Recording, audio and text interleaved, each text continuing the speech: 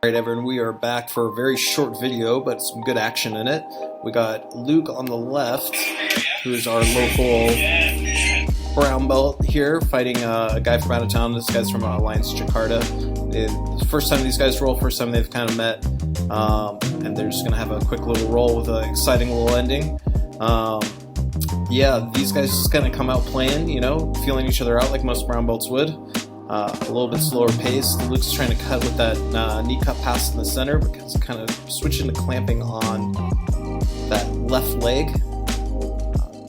I believe his name is Terry. Terry on the bottom here is just doing a good job playing double sleeve control, starting to look for his closed guard, and this is where things start getting interesting.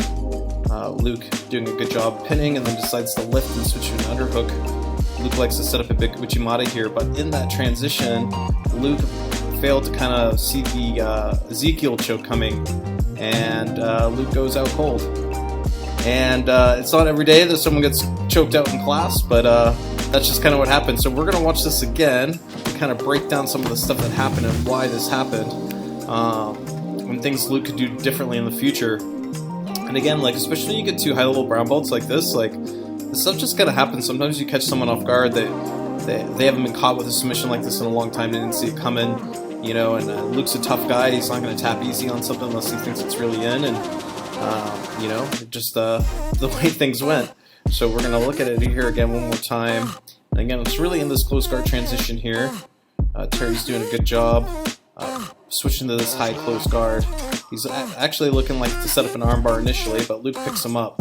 So as Luke picks him up, what Luke's initial plan was to grab the waist here. You can see Luke reaching around for the belt.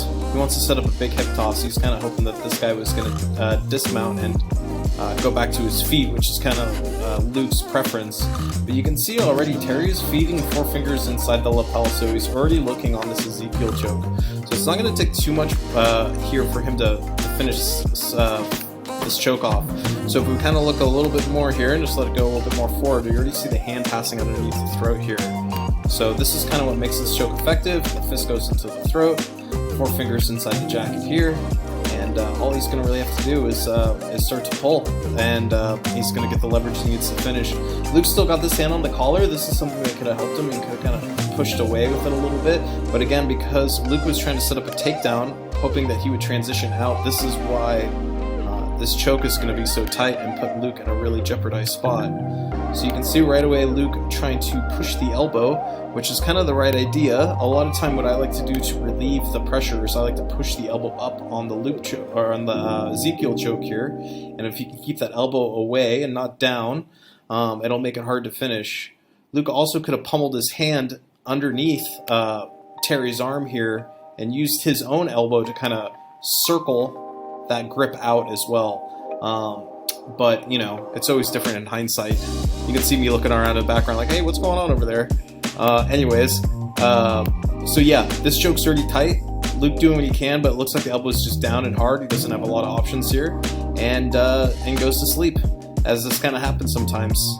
You know, been doing jiu-jitsu for a long time, so is both these guys. Just sometimes people go out, and Terry was a super nice guy about it, was there to kind of help Luke out and make it real cool and stuff, and not make it a big deal. And these guys actually had a really awesome roll immediately after this, and I'm going to do another breakdown video of that roll.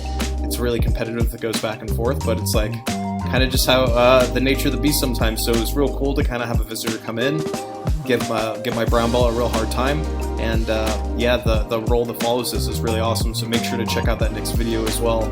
And you know, jiu-jitsu is kind of one of those things. It's like we're all very competitive with it, and we all want to push each other really hard as best we can in practice. And sometimes, you know, like especially high-level guys, brown belt, black belt level, you're going to see people get choked out in the gym every once in a while. But you can see like everyone just kind of jumps to help Luke right away, making sure he's all right. And he was good to go, and again in about a minute. And yeah, things just kind of carried on. But you know, it's kind of exciting. Always interesting to see someone get choked out in jiu-jitsu. You know, it happens, and you know, it's real. Jiu-jitsu is no joke. So anyways, I hope you guys like this video. I know it's a quick one, but if you like what you see, make sure to like and subscribe to my channel, and we'll see you soon.